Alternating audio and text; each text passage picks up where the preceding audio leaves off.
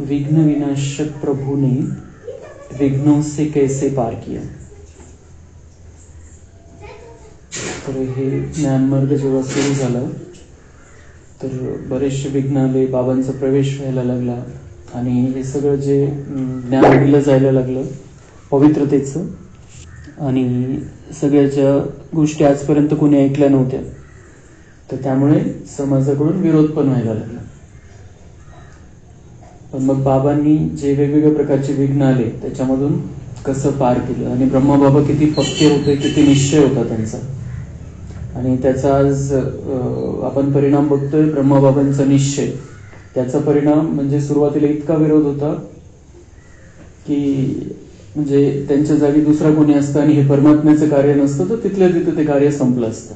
आणि आज 140 देशामध्ये कार्य पोहोचलेलं आहे. तर हे कार्य परमात्म्याचं आहे आणि त्याच्यामध्ये ब्रह्मबाबांचं योगदान निश्चयाचं ते खूप मोठं आहे. तो कैसे पार किया विघ्न विनाशक प्रभू ने. अब शांत वातावरण पैदा, ते त्याच्या आधीचं बघितलेलं आहे कहाणी, त्याच्या पुढची कहाणी आहे. अब शांत वातावरण पैदा करने के लिए पिताश्री अथवा बाबा तो प्रायः कराची में रहने लगे थे. ओम मंडली ने सभी को यह स्पष्ट कह दिया था कि कराची में वही चल सकते हैं जिनके पास पिता या अभिभावक का स्वीकृति पत्र हो. अतः जिन माताओं बहनों को अपने अपने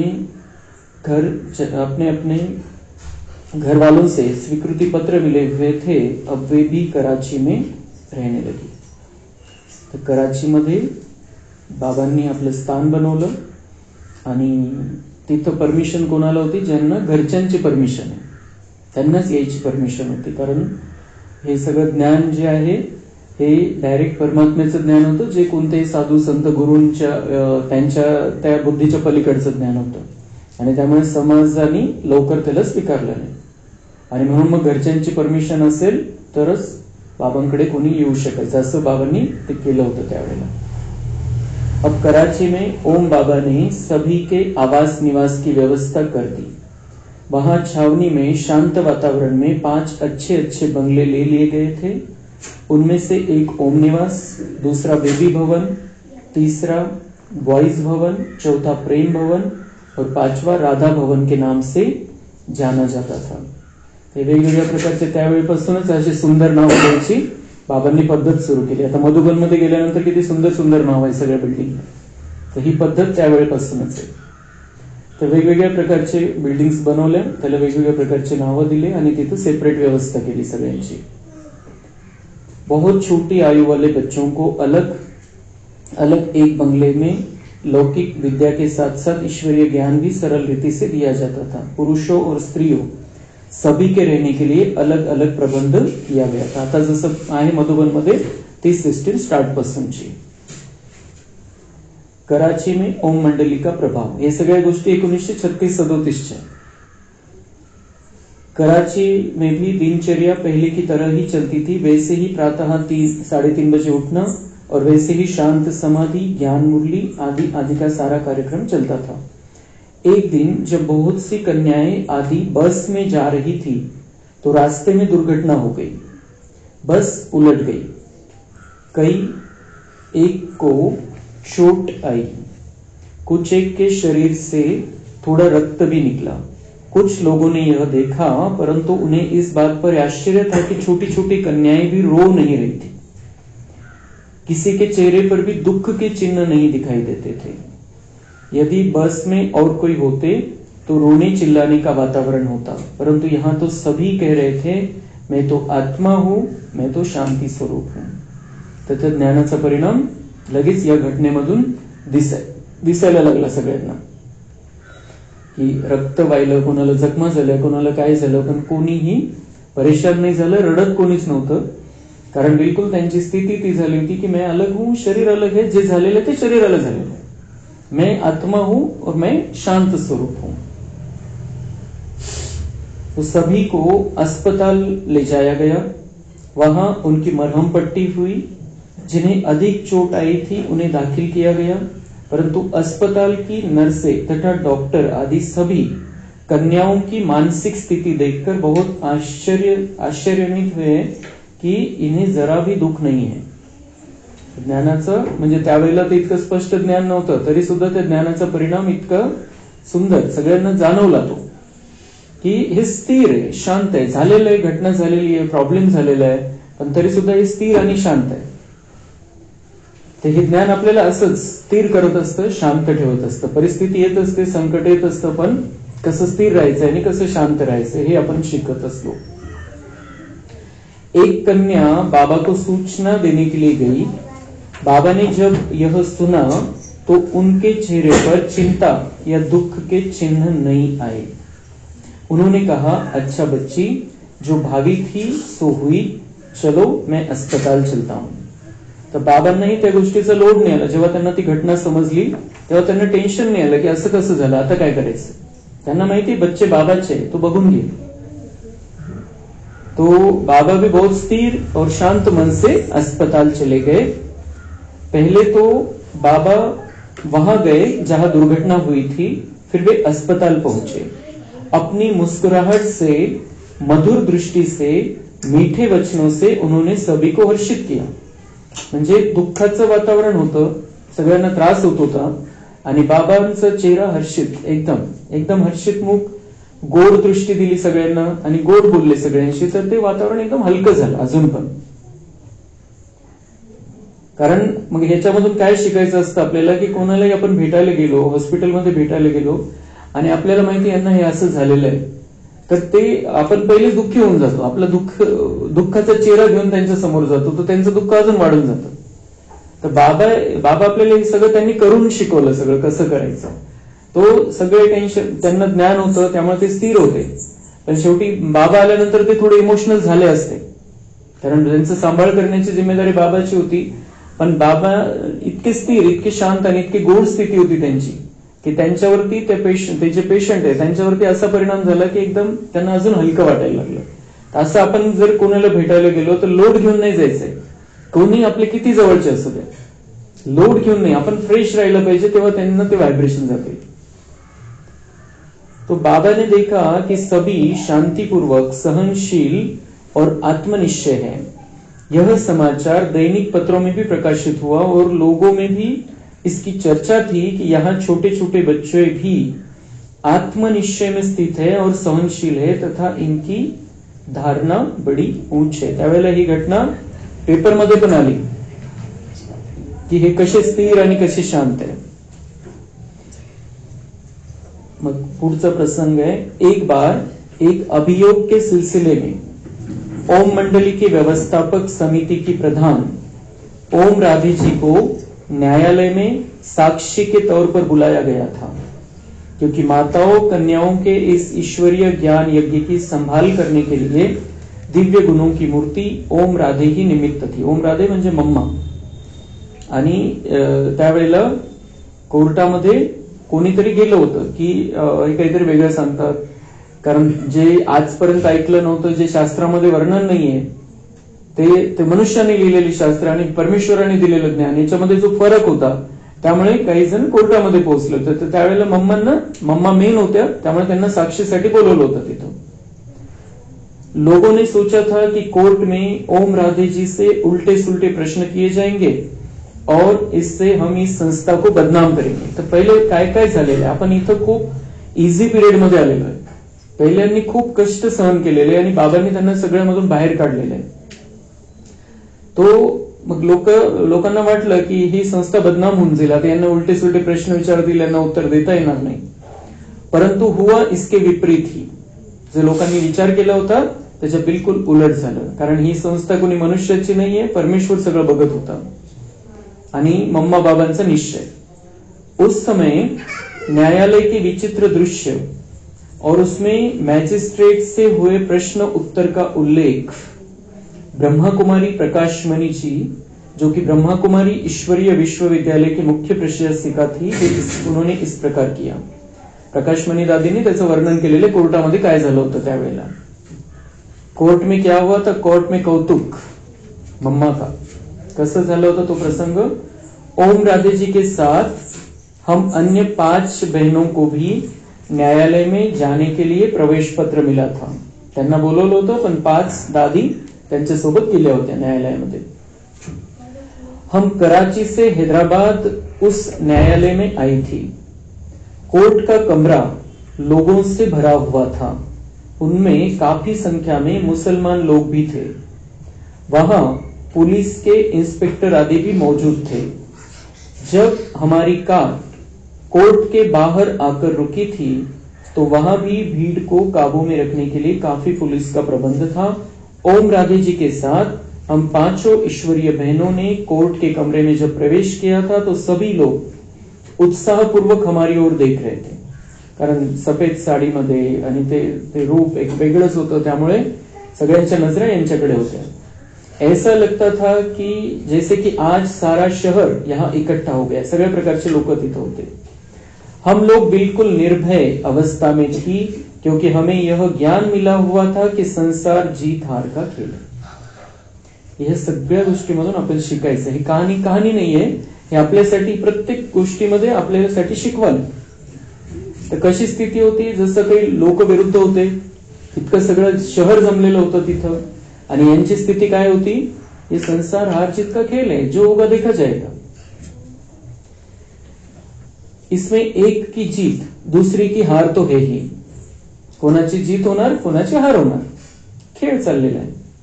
अतः हमारी स्थिति ऐसी थी जैसे कि हम खेल देखने आई हो. कशी स्थिती होती त्यांची. कोर्टामध्ये त्यांच्या विरुद्ध चालणार होतं सगळं, आणि त्यांची स्थिती अशी होती की आपण खेळ बघायला आलो, बघू काय होतं. बाबा के द्वारा हमें जो इतना उच्च ज्ञान मिला था, उसके होते हुए हम डरते क्यों. इतकं उच्च ज्ञान प्राप्त झालेलं होतं, आम्ही का बरं घाबरू. हमें भी इतना ऊंचा ज्ञान मिल रहा है, हम क्यों डरे. कोई भी परिस्थिति आए हमें बहुत स्थिर रहना है. फिर हमारे मन में कोई बुराई भी न थी, तो हमें किससे संकोच अथवा डर होता. कर नाही त्याला डर कशाला. काही चूक नव्हतंच, कोणाविषयी वाईट भावना नव्हती, काही वाईट केलेलं नव्हतं. हे फक्त जे ज्या लोकांचा या आपल्या धारणेला विरोध होता ते कोर्टात गेलेले होते. कोर्ट में सन्नाटा सा छा गया था. जज साहब कुर्सी पर बैठे थे.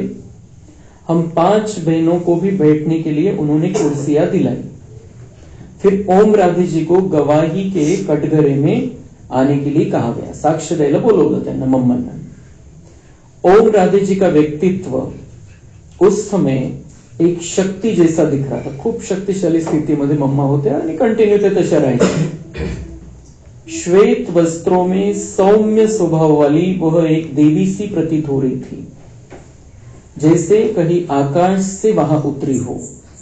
ओम राधे जी के वहां ठहरने पर जज ने कहा, पहले गीता हाथ में उठाकर कसम शपथ लीजिए कि आप सच बोलेगी. शपथ घ्यायला लावली, गीता हातामध्ये घेऊन शपथ घ्यायला लावली ओम राधे. त्यांनी विचारलं, क्या कसम उठाना है, क्या बोलना है, काय शपथ घ्यायची. जज ने सांगितलं, आप गीता को हाथ में उठाकर यह कहिए कि मैं भगवान को हाजिर नाजिर देखकर जो कुछ कहूंगी सच कहूंगी.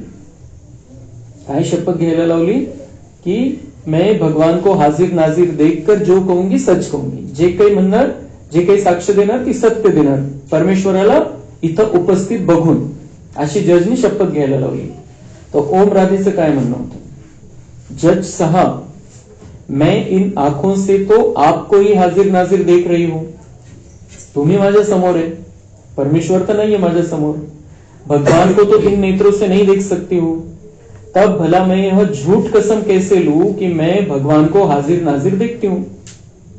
आपण बघतो पिक्चर मध्ये अशी शपथ घ्यायला लावतात आणि सरळ घेऊन टाकतात सगळे डायरेक्ट, कि भगवान को हाजिर नाजिर देखते हुए मैं ये शपथ लेती हूँ कि मैं जो कहूंगा सच कहूंगा. राधे मम्मांचं उत्तर काय, किती स्पष्ट होतं की मी तुम्हाला बघते जजला, पण परमेश्वर नहीं है माझ्यासमोर, डोळ्याने बघू शकत नाही मी त्याला. मैं तो आप आत्मा को ही जज के रूप में देख रही हूं. इसलिए अगर आप कहे तो मैं यह कसम उठा सकती हूं कि मैं आप आत्मा को जज साहब के रूप में हाजिर नाजिर देखकर जो कुछ बोलूंगी सच बोलूंगी. तुम्हाला साक्षी ठेवून मी शपथ घेऊ शकते. यह विचित्र उत्तर सुनकर कोर्ट में बैठे हुए लोगों को बहुत आश्चर्य हुआ. असं उत्तर तर कोणाला भेटलं नसेल, कोणी दिलं नसेल. और कई तो हंसने भी लगे, किसी किसी ने तो ताली भी बजाई. सगळे वेगवेगळे प्रतिक्रिया आल्या तिथं. कोई कोई बोल उठा कि ओम राधे ने बिल्कुल ठीक कहा है. असा विचार तर कोणी केलाच नसेल कभी. जज साहब थोड़ा नाराज हुए और उन्होंने ऑर्डर ऑर्डर बोलकर सबको चुप कराया. मग जज ओम राधे जी बोलता है परत.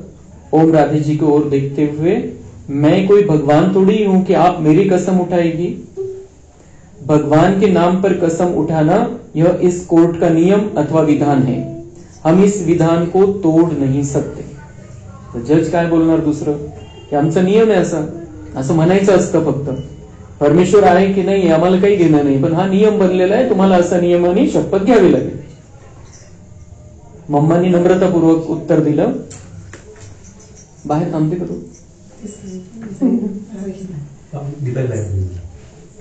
मम्मांचं उत्तर, जज साहब आप स्वयं ही कहते हैं कि सच बोलो, तब भला विचार कीजिए कि जब मैं यहाँ ईश्वर को हाजिर नाजिर नहीं देखती, बल्कि वही देखती हूं कि आज हरेक के मन में काम क्रोध विकार भरे हुए हैं, तो फिर मैं झूठी कसम कैसे लूं. तुम्हीच तर सांगितलं की जो कुछ कहूंगी सच कहूंगी आणि शपथच खोटी घ्यायची. तो मला तर विकार दिसताय सगळ्यामध्ये, मी परमेश्वर कसं बघू सगळ्यामध्ये की परमेश्वर इथं उपस्थित आहे. जज साहब थोडा आवेग में बोले. असं उत्तर ऐकण्याची सवय नाही, काय प्रतिक्रिया द्यायची माहित नाही त्यांना. जोश आला जजला. यह कोर्ट है, सत्संग नहीं. जज म्हणतो कोर्ट है, सत्संग नहीं. ते भाषण, ते सत्संग तिकडे करायचं. जहां आप मुझे ज्ञान देने लगे हो, यहां तो कानून चलता है. यदि आप यहां इस कानून को तोड़ेगी तो आपको अदालत की अपमान के अपराध में गिरफ्तार किया जा सकता है. हे नियम आहे आणि नियम तोडला तर जेलमध्ये जावं लागेल. मम्मांचं उत्तर, शक्ति रूप में निर्भय होकर मम्मा ने कहा, जैसे आप इस कोर्ट की अपमान नहीं कराना चाहते, वैसे ही मैं ईश्वर जो कि आपका और हम सब का परमपिता है. म्हणजे तो जो प्रसंग आणि तिथले जे वेळ होता तो, त्याचा उपयोग मम्मानी संदेश देण्यासाठी केला. मम्मा काय म्हणताय, जैसे आप इस कोर्ट का अपमान नहीं कराना चाहते, वैसे ही मैं ईश्वर जो कि आपका और हम सब का परमपिता है, उसका अपमान अथवा उसको कैसे कर सकते, उसका अपमान. गीता में भी भगवान के महावाक्य है कि जब धर्म की ग्लानि होती है तब मैं आता हूं, तो फिर भगवान इस संसार में हाजिर कैसे हुए. परमात्मा तो ज्ञान स्वरूप, आनंद स्वरूप, प्रेम स्वरूप और निर्विकार है, परंतु आज हर एक के मन में काम क्रोध आदि विकार है और अशांति भी है. तब भला परम पवित्र परमात्मा सब में हाजिर नाजिर कैसे हुए. तुम्ही जसं कोर्टाचा अपमान नाही करू शकत, तुम्हाला करू द्यायचा नाही कोर्टाचा अपमान, तसं मी परमेश्वराचा अपमान पण नाही करू शकत. सगळ्यामध्ये 5 विकार असताना, हे सगळे विकार असताना मी सगळ्यामध्ये परमेश्वर बघू शकत नाही किंवा त्याला कोणामध्ये नाही बघू शकत. तो हाजिर असं नाही म्हणू शकत. उस समय ओम राधे जी की आयु लगभग 21 वर्ष थी. 21 वर्षाची ती कन्या त्यावेळची.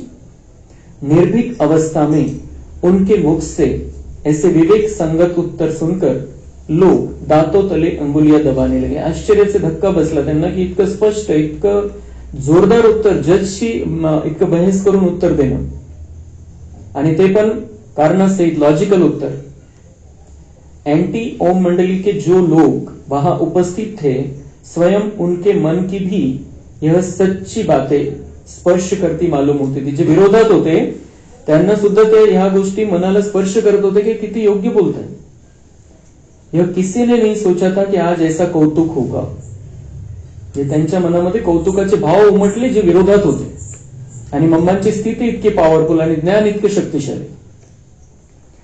कानून से बंधे हुए जज साहब को तो अपनी ड्यूटी ही निभानी थी, अतः यद्यपि उनके मंतव्य को ओम राधा जी के उत्तर झकझोरते हुए से मालूम होते थे, तो भी वे कमजोर सी आवाज में बोले। आवाज ढिल्ला पडला जजचा, त्याला समजलं की आपले हे नियमामध्ये बसत नाही जे सांगताय काही, पण त्यांना आतल्या आत वाटत होतं की ते खरं बोलतेय, आणि त्यामुळे त्यांचा आवाज ढिल्ला झाला।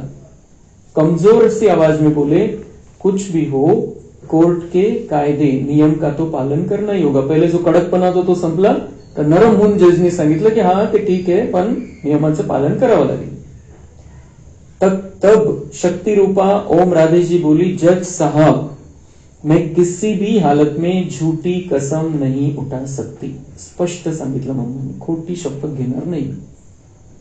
जज साहब ने एक बार फिर कहा, अभी भी अवसर देता हूं, सोच लीजिए, अभी भी कसम उठा लीजिए, तभी मैं गवाही के लिए प्रश्न पूछूंगा। ओम राधे जी ने फिर कहा, जज साहब मैंने अच्छी तरह सोच लिया है। जज साहब इस सोच में पड़ गए कि अब क्या किया जाए। ओम राधे जी को डराने के विचार से उन्होंने उपस्थित पुलिस ऑफिसर को आज्ञा दी कि वह उनके हाथों में हथकड़ी डाल दे। पुलिस कर्मचारी हथकड़ी लेकर आगे बढ़ने लगे, परंतु ओम राधे जी मुस्कुराते हुए सी निर्भय अवस्था में खडी रही। आपण ते चित्र बघायचे कशी झाली असेल अवस्था त्यावेळेला, आपण जसं तिथं उपस्थित आहे कोर्टामध्ये असं चित्र बघायचंय, आणि मम्मांची पॉवरफुल स्थिती बघायची, कशी स्थिती असेल ती। जज विरुद्ध सगळे ते जिथं जमलेले होते ते सगळे विरोधामध्ये, आणि तिथं मम्मांची शक्तिशाली अवस्था, आणि जजनी आदेश दिला पोलिसांना हथकडी टाकण्यासाठी, कारण नियम शपथ घेत नाही तो। और मम्मा कैसी थी, पुलिस कर्मचारी हथकड़ी लेकर आगे बढ़ने लगे, परंतु ओम राधे जी मुस्कुराती हुई सी निर्भय अवस्था में खड़ी रही। चेहऱ्यावरती हर्षित मुक्त जशी मूर्ती, आणि बिल्कुल उभी समोर निर्भय, काय करायचं करा। सभी लोग बहुत ही उत्सुकता से देख रहे थे कि अब क्या होगा, अब तो शायद हथकड़ी लग जाएगी। इतने में जज साहब ने पुलिस कर्मचारियों को आज्ञा दी, ठहरो ठहरो। पुलिस कर्मचारी जंजीर लेकर पीछे हट गए। उपस्थित जनता में से भी कई लोगों ने फिर ताली बजाई। जज ने थांबवलं परत। आखिर जज साहब ने इस तरह की कसम उठाने का आग्रह छोड़ दिया। शपथ घ्यायचा तो जो आग्रह होता तो सोडून दिला त्याने, जजनी। परमपिता परमात्मा ने कौरवों की सभा में द्रौपदी की लाज बचा ली। ये तो परमात्मा की मदद के सिवाय हो नहीं सकता है। तो बाबा ने गुप्त रीति से, शिव बाबा ने गुप्त रीति से उस समय ये मदद की। मम्मा की स्थिति बाबा ने जो सिखाया था उस हिसाब से वो उसमें जीत हो गई। अब जज साहब ने दूसरे प्रश्न पूछने शुरू किए। आता मग केसचा विषय। जज, अब यह बताइए कि आप सभी इतना रोकने पर भी घर बार छोड़कर दादा के पास क्यों चली गई? जे का बरं गेले? घरून रोखलं गेलं, घरून नाही म्हणताय तरी पण का बरं गेले? कारण ते सगळे घरदार सोडून समर्पित झाले होते तिकडे। त्यांचं उत्तर होतं मम्मांचं, जज साहब क्या आपने कभी श्रीमद् भागवत पढ़ा है? जब भगवान मुरली बजाते थे तो गोपियां उस मुरली के पीछे क्यों भाग जाती थी? तब उन पर मुकदमा क्यों नहीं चला? भागवत मध्ये काय सांगितलेले, मुरली बजती तर गोपियां सब छोडछाडकर चली जाती थी। तर मम्मा म्हणते त्यावेळेला त्यांच्यावर केस का बरं नाही चालली? मग वह यही ज्ञान मुरली ही तो थी। हेच तर ते आहे जी मुरली ऐकण्यासाठी आम्ही, म्हणजे मुरली ऐकण्यासाठीच गोष्ट वेगळी, ते समर्पित झाले होते, घरदार सोडून बाबांकडे आलेले होते। अब भी हम उसी ज्ञान मुरली को की सदा अभिलाषी रहती है। जज साहब, जब कई पुरुष लोग संन्यास ले लेते हैं और घर बार छोड़ जाते हैं तो उन पर मुकदमा क्यों नहीं होता?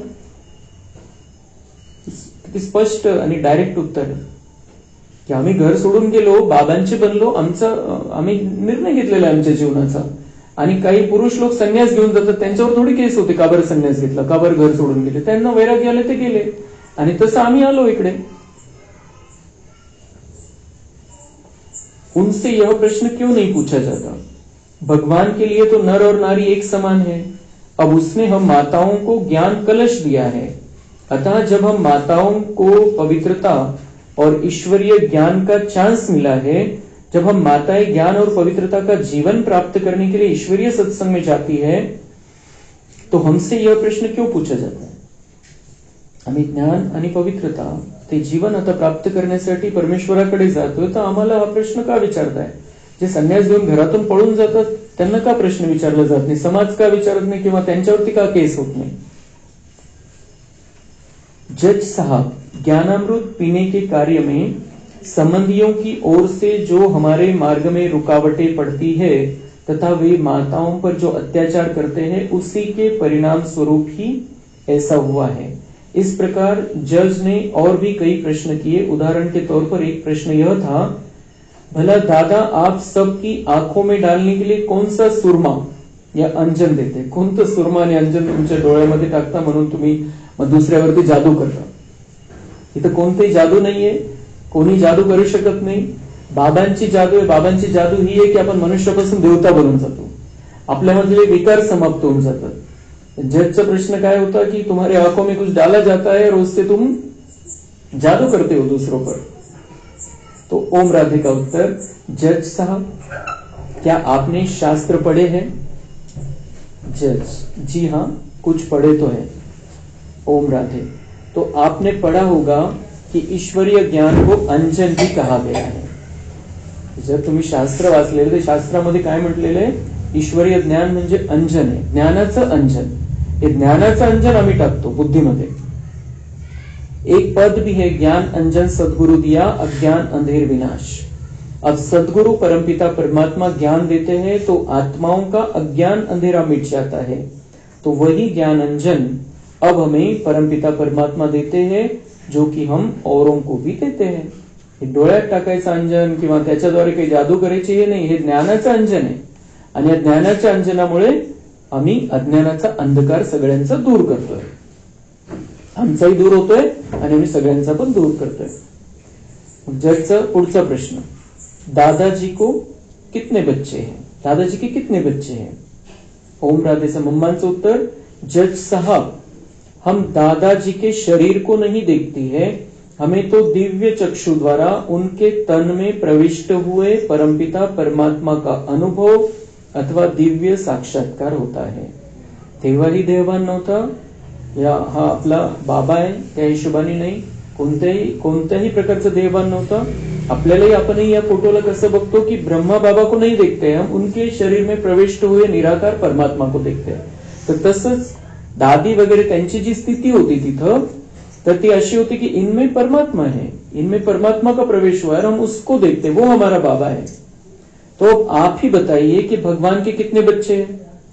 हम दादा का शरीर नहीं देखते, बच्चे किसके? बाबा के, भगवान के बच्चे हैं। तो भगवान के कितने बच्चे हैं?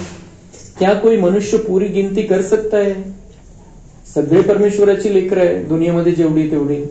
तर मम्मांचं उत्तर होतं जजला की त्याची गिनती करू शकतं का कोणी? कितने बच्चे हैं भगवान को?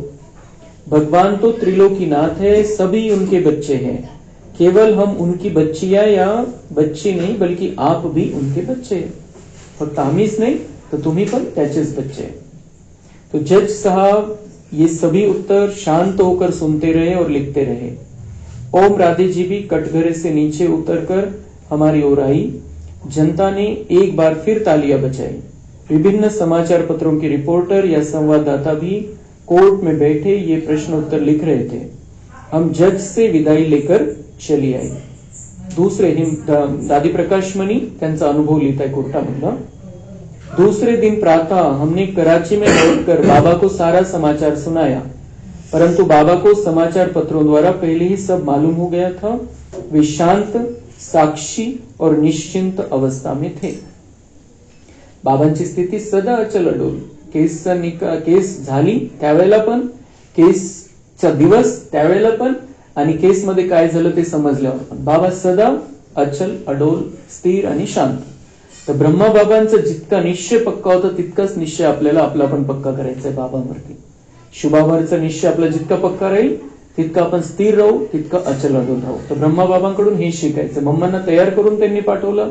मम्मांची स्थिती इतकी परिपक्व होती की त्यांनी त्या सगळ्या प्रसंगामधून त्या बिलकुल त्या निखरून निघाल्या अजून, आणि तिथं सेवा झाली त्यांच्याद्वारे। अब कराची में कन्याएं, माताएं और परिवार ज्ञानामृत द्वारा अपना जीवन उत्तम बनाने लगे, परंतु वहां जाने पर भी लोगों ने विरोध न छोड़ा। उन्होंने वहां के साधु टीएल वासवानी को भी भड़काकर अपने साथ मिलाया।